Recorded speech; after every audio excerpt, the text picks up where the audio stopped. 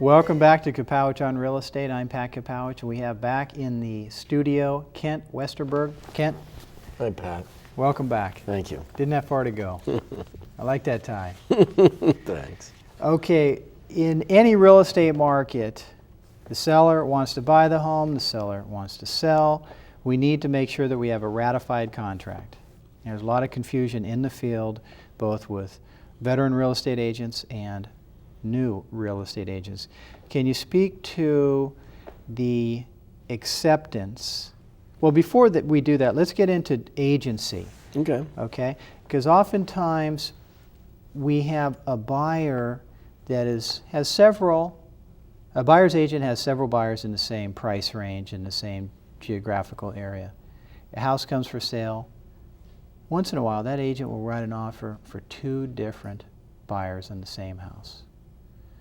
Can you speak of the dangers on that? Well, yeah, it gets into the issues of dual agency. It can be a problem because this is an agent that's representing two different buyers, owes fiduciary duties to those buyers, and utmost duties of loyalty, confidence.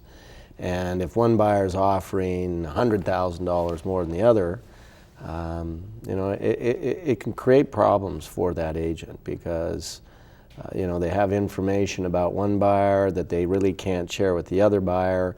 They may be pushing the buyer with the higher offer more because their commission's going to be higher.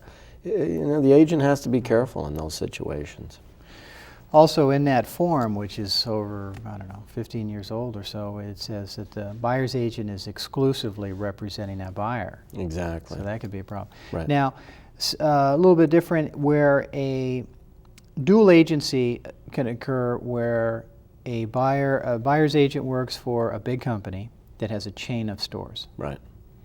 And on that situation, the agent has one buyer that makes an offer on two different houses the same night. We see that too because oftentimes the deadlines after a weekend of open houses will be Tuesday or Wednesday night. Right, and they might be interested in both properties equally, right. so they want to make offers to try and get them, and it's a hot market, and if they don't make an offer, they may not get the property. Or in any market I see that happen. Right. So one of the problems I see is that they're not operating in good faith because each seller thinks that they have a live buyer. Right. And what if both sellers agree? Right. No, it's a very good point.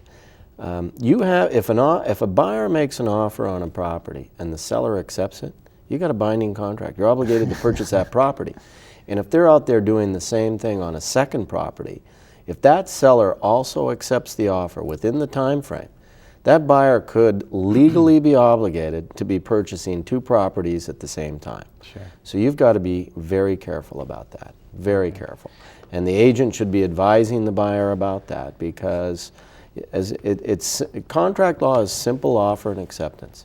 Property is listed for sale. You make an offer. As soon as that seller accepts it in writing and that acceptance is conveyed and delivered to the buyer, they're bound to purchase it if they agree on all the terms that were offered. Okay, now that leads into the acceptance and confirmation of that offer. Right. Can you speak about the difference between acceptance and confirmation of the offer? Well, in a sense, they're really one and the same, but there has to be acceptance of the offer by the seller. The problems that will arise is it's simple when the buyer's agent hand delivers to the listing agent the offer, and then the listing agent comes back and has the seller sign and hand delivers to the buyer's agent a fully executed acceptance. That's the best of all worlds. And that's how it ought to be done in a perfect world, but people are busy. Agents, buyers, sellers live in different counties, different areas, different cities. And so now a lot of things are done electronically. They're done by fax. And the problems that you will run into is a buyer may say this offer is open for acceptance until 5 o'clock on Monday. Well, what happens when the fax is sent through at 4:59, but the person that it's sent to doesn't pick it up until the next day? When has there been acceptance? Did it occur when the fax went through? Did it occur when it arrived? Did it occur when the buyer's agent got the seller's acceptance back when it was hand-delivered to them or put in their box. These are questions that even lawyers have difficulty answering. That's why we end up going to trial over some of these things. Right. Because it is not clear when there's acceptance. And these problems can come about when there are multiple offers made, and sometimes, you know, issues will arise because the seller will say, well, they wanted to accept one offer over another, and a buyer will say, well, hey, you accepted mine when we got confirmation of the facts. So there can be problems, and it's best to spell out in the contract. It's got to be personally delivered, or it can be fax delivered, but when received, that's when there was appropriate acceptance. Okay. Now, we mentioned the multiple offers, prior shows, and we want to touch on that a bit. Oftentimes that the real estate agent hasn't executed the form properly, and therefore they receive 4 offers on one property, or for that matter 2 offers on the property, and they generate a multiple counteroffer form for each buyer. The buyer's agents go off, they both sign them, bring them back, and the box wasn't checked that it was a multiple offer. Again, I mean, that can lead to problems, and the agents have to do their jobs in those situations and really pay attention in multiple offer situations, because you can have those sorts of problems where you could legitimately have 2 binding contracts in those sorts of situations. Okay, another thing for buyers and sellers to keep an eye on is that dual agency we touched on earlier is traditionally thought of that the same realtor or real estate agent representing a seller is also representing the buyer on the same house, same sale. Right. That's a traditional knowledge of that. Now, that said, sometimes you will say a listing agent, a seller's agent has an open house, there's 20 people come through, one of the buyers wants to buy it, and so that real estate agent, the seller's agent, will write an offer. And then Monday, there's another offer from a real estate agent across town. So now they're in a multiple offer situation, the listing agent's representing a buyer. How's the best way to handle something like that? Well, it's difficult, and a lot of people don't realize too. It's the broker relationship that's important that can create a dual agency. You can have a listing agent, and if another agent from the same office, the same broker, comes in representing the buyer, that is also a dual agency situation, where there needs to be disclosure of that. And a lot of people aren't aware of that, but there are now, you've got real estate offices where there's 200 or 300 agents working in the same office. And if it's the same office, the same broker, you can create a dual agency situation. But agents, they just have to be very careful about that. And yeah, you know, there's been talk with CAR, the California Association of Realtors and National Association of Realtors, that someday there may be legislation to preclude dual agency because so many problems arise. Because it does create, agents have to be very careful in those situations, and buyers and sellers need to be aware. There's a clear conflict of interest. You're representing a seller. Seller wants the highest price. Buyer wants to pay the lowest price. So you can see it's obvious a clear conflict of interest can come up, and there's certain information that needs to be shared, some information that can't be shared. For instance, price, which is the most important thing. And so it's a problem for agents. They really have to be very careful in those situations because problems do arise. Okay. One of the easy ways it fixes if the manager of that office sat in on the presentations. Absolutely. Another set of ears and eyes. Absolutely, and that's a good point, and that's a good tip for an agent who's going to be a dual agent, or if you're a buyer or a seller, you may want to ask that somebody else like that sit in so that problems don't arise. As oftentimes as the seller's realtors, I don't like to be involved in dual agency, so I will refer the buyer to an agent outside of my company. Excellent thing to do. That's excellent thing to do. It protects you and yeah. Okay, now speaking back to the confirmation, so we've gotten through the agency, we've gotten through the acceptance and confirmation, we think, and then a realtor calls us up and says, you know what, actually the seller is not going to sign, or he's not selling to you for this, that, and the other. We are accepting an offer for $10,000 more. So they're going to try and unwind the transaction. So we have a buyer default and a seller default. A seller is going to have a hard time unwinding a confirmation, right? Because oftentimes the listing is say, well, you have to deliver it to me personally, and I'm not at the office, so I never saw it. Yeah, no, if you've got a binding contract, buyer's made an offer, seller has signed that offer, accepted it, and that acceptance has been communicated and delivered to the buyer or the buyer's agent. If the seller then tries to say, I'm going to back out because someone else came along and wants to offer $100,000 more, and every seller would like to do that because they feel like they're leaving money on the table, they then run the risk of the buyer recording a lis pendens on the property, which is notice to the world that there's going to be a lawsuit filed, and a lawsuit will be filed, and it makes it very difficult to sell to someone else because the title company won't close escrow with a lis pendens there. And the seller is looking at a lawsuit for specific performance.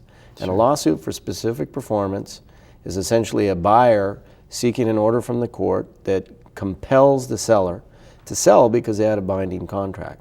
So sellers have to be very careful in those situations because, you know, they could be looking at a lawsuit. They could be looking at a lawsuit from the second buyer because, you know, they're brought along and maybe they sell their house thinking they can buy the property. Sellers have to be very careful about that. Once a contract is signed, acceptance has been delivered and communicated, you got to go by the terms of the contract or you're looking at a lawsuit. Okay, now it's very important because oftentimes their real estate agent will give them bad advice saying, oh, that's okay. What we do is we cancel the escrow with this title company. We go across town and open a new one and have a new sale. Yeah, no, you can't do that. And the agent... an agent giving that sort of advice is looking at litigation as well, unfortunately. So, no. Okay, now speaking of, that's a seller default. Now we have the buyer default. Depending on the market, if the market's going up, oftentimes sellers want to get out of the contract. If the market's balancing or perhaps going down a bit, buyers want to get out of the contract. So that said, we spoke about this in other shows, but a buyer can't just change their mind. No. They need a reason to cancel the sale. They not only need a reason, it has to be one of the reasons that they had a contingency that allows them to back out, and they have to be exercising their right within their deadline to do so. Okay. Now that said, oftentimes a buyer will call the buyer's agent and says, you know, I changed my mind. I slept on it. Give me my check back. That's not going to happen either. No, not if you've got a binding contract and you got to go forward. Certainly everything's negotiable. Maybe the seller doesn't want to have a hassle. Maybe they're willing. I mean, it depends on the personalities of the parties, sometimes the lawyers in the cases. Maybe they will say fine, but as a matter of law, if you've got a binding contract, you can't just back out because you've decided you want to. Right. Oftentimes the consumer is thinking about whether they're buying a contractor comes to their home and they sign a contract. By law, they have 3 days to cancel their, or things like that, but it's not going to happen in the sale. Now, that said, we get into the real estate agents giving bad advice, and especially in the transfer disclosure statements. So let's say we've had the sale accepted, the buyer's going through with the transaction, it appears so far, and then we have this transfer disclosure statement that we have spoken about in the past, a 3-page document, used statewide, seller fills out, gives to the buyer, buyer has 3 days to cancel based on that information. However, on the last page, each agent has to walk the property and look for red flags. Now that said, agents often will say minor crack due to settling. So a couple problems with that line? Absolutely. The agent should only be making a factual disclosure. You don't want to be making conclusions. You don't want to be providing opinions. You don't know what's causing the crack. So it's not good practice for the agent to do that. Is it okay for the buyer to see that, though? I mean, obviously, with a disclosure like that, they're going to want to perform some inspections or look into that. But disclosure should be kept factual. Okay. Now, oftentimes, agents will not write down what they see, even though they walk the property. And that's how that law, I believe, came to be in the first place, a major lawsuit. So if that's the case, you mentioned if it was a simple, an honest oversight in other programs if the seller just, I didn't think about it. But if the agent was walking the property and saw that the hillside was about to come down, And they don't disclose and it. they don't disclose it, It can be a problem for the agent, sure. is it also a problem for the seller always if the agent knew something because the agent is hired by that principal? It can be. I mean, generally the agent's knowledge, can be attributed to the principal, the seller of the property. But it depends on the facts of the case. Sure. But generally, if an agent sees something, remember, as I've said in previous programs, agents are held to a higher standard of care because they are licensed real estate professionals. Right. And they're supposed to know better. They've had experience. So when they go around and look at a property, if they see anything that's a red flag, if doors are sticking, that ought to be an indication that maybe there's settlement issues. The floors are the floors aren't level. That's something they ought to notice. So they are held to a higher standard of care, but they generally just have to go around, conduct a reasonably competent visual inspection. If they see something that's out of the ordinary, they should be disclosing that. Okay. Now, in terms of the honesty, I know I've come across in my travels people that are unable or unwilling to tell the truth, especially when there's a paycheck on the line. Sure. So we have real estate agents that operate like that, especially new ones who need to get a check. And for instance, we have a situation with boundary lines. We have that all the time. And perhaps the neighbor says, that fence is really on my side, 3 feet, but I don't care right now. And that buyer's agent doesn't say anything. Right. So. Well, and you bring up another area where I see a lot of litigation, and those are boundary disputes, where a fence turns out to not be on the true boundary line. And there's a number of legal principles that get involved there. There's the doctrine of prescriptive easement, there's the doctrine of adverse possession, there's something called the agreed upon boundary doctrine. Generally speaking, the law is this. If a fence or a monument is not on the true boundary line, and the true boundary line can be established pursuant to a survey, and that survey is consistent with the legal description in the grant deed, the property owner that has the fence encroaching is going to be entitled to put that fence along the true boundary line, because the law essentially is that you can't use the doctrine of prescriptive easement or adverse possession to acquire title to property. Now, there are some decisions of the Court of Appeal, I think out of the Sixth Circuit, that have talked about a balancing of hardships. But generally speaking, you cannot use the doctrine of prescriptive easement. And prescriptive easement is something that essentially is you're using somebody else's property for a period of 5 years or more in an open, hostile manner. It's adverse to the property owner. The courts have said that you can't use that doctrine to actually acquire someone else's property.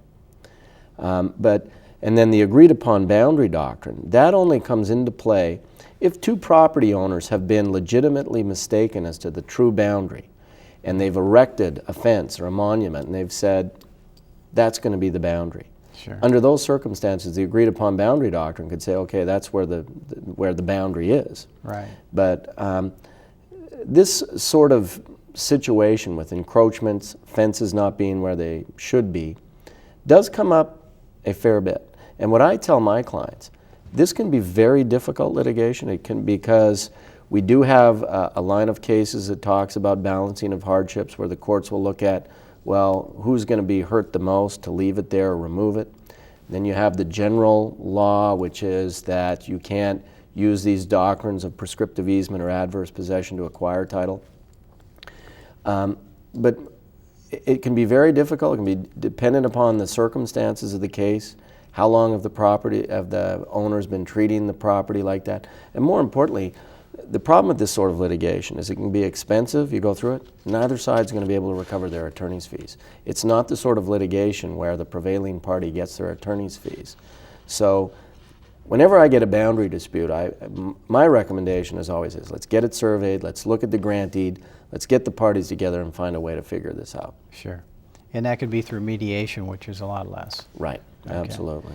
Now, that said, at that time, let's say the buyer's going through the transaction and they learn that there's a border dispute, they could at that time cancel the sale. Absolutely. If they find out, they get a survey done, as long as they're, performing their inspections and exercising their rights to back out of the deal because they had a contingency that said they can conduct a property inspection and back out, as long as they get it done and exercise their right within the time period.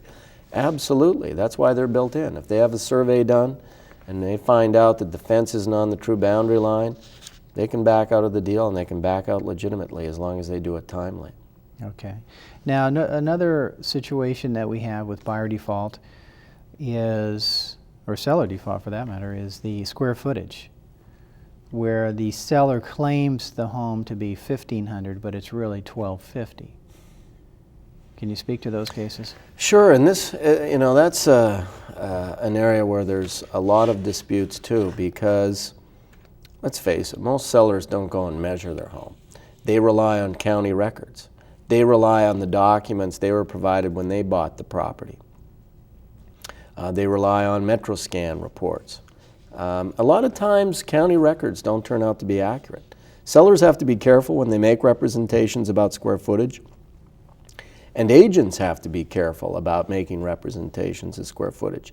If they put on the MLS that a property is 2,000 square feet and it turns out to be 1,500, there's a provision in the Civil Code that's going to impose liability on the agent if it turns out to be false.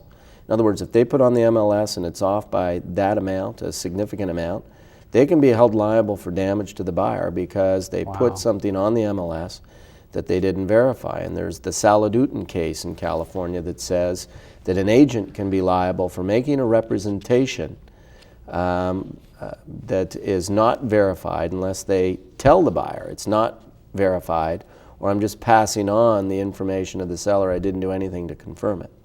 So an agent representing a buyer or a seller could still get into trouble if they just pass on what the seller says, if they don't confirm that representation of the square footage to be accurate, or they don't pass on to the buyer, hey, I'm just passing on information of the seller. This is not verified information. Boy, that's tough. I know there's a lot of those cases, and probably always will be. Yeah, and the damages can be significant. And again, it's because realtors are held to a bit of a higher standard of care. They ought to know, 500 square feet can be a significant damage amount. An appraiser could come in and say, that's $100,000 or more. And the agent and the seller can be on the hook if they make a disclosure about square footage, and the difference is that significant. Okay, because that also is the same situation with the lot, whether it's the home or the lot, same situation. Absolutely. Now, in speaking, I want to dedicate to the lawyers, liars, and litigation that when it gets into a he said, she said, and some people are unable to tell the truth, or they will just flat out, I told the buyer I didn't know what the square footage was, and there was no such comfort. Right? When you don't have a conversation like that, and one's claiming the other, how do you solve that? Well, it's going to be difficult because, like you said, it's a he said, she said. And that's why it's always best to try and get disclosures in writing, and to make sure that you've got something like that you can look to at the end of the transaction, so you can't deny what someone says was said.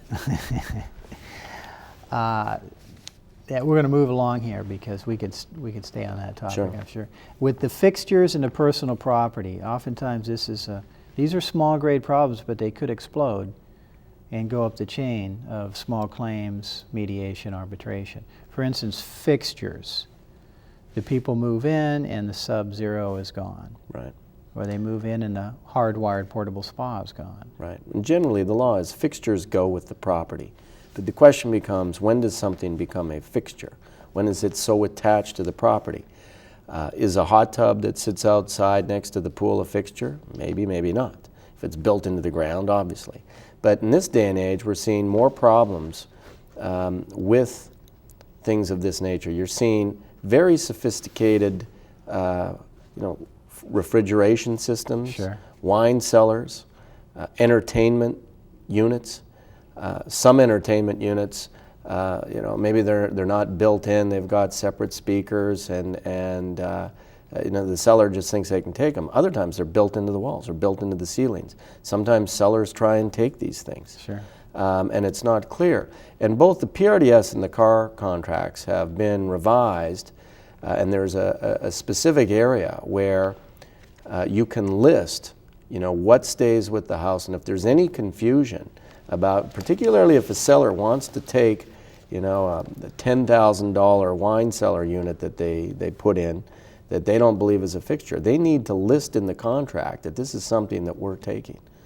Because these issues, I've seen lots of cases like that where the buyers have just assumed that it's coming with the house. The seller takes it, the buyer moves in and goes, "Where's the wine cellar unit? I thought that was coming with the house." Or where's the home theater? Exactly. Okay. So it's best to specify in the contract if there's any issue as to whether or not it's a fixture or the seller wants to take it or the buyer wants it, spell it out in the contract so that there's clarity. Okay, so the buyers, the sellers, the consumers, they need to ID those products in the contract. Absolutely. And oftentimes, good listing agents, agents representing sellers, will have little stickers around the house saying chandelier goes with family. That's a great idea. It's a great idea. Okay. Now, talking about that remove and replace, 30 seconds here. Oftentimes sellers will remove and replace at the last minute. They will put in lesser quality Sub-Zero washer, dryer, refrigerator. I mean, it Clearly. depends. Right. Yeah. You can't take something out that was to go with the house after the buyer's seen it and they believe that they're getting a Sub-Zero fridge. You can't come in and put in something less after the buyer's made an offer, there's been acceptance, and they understand that they're getting that. Great. Kent, thanks again. Thanks again, Bill. Hopefully I'll never see you in court. Thanks again for watching Kapowich on Real Estate. We will see you next week. Take care.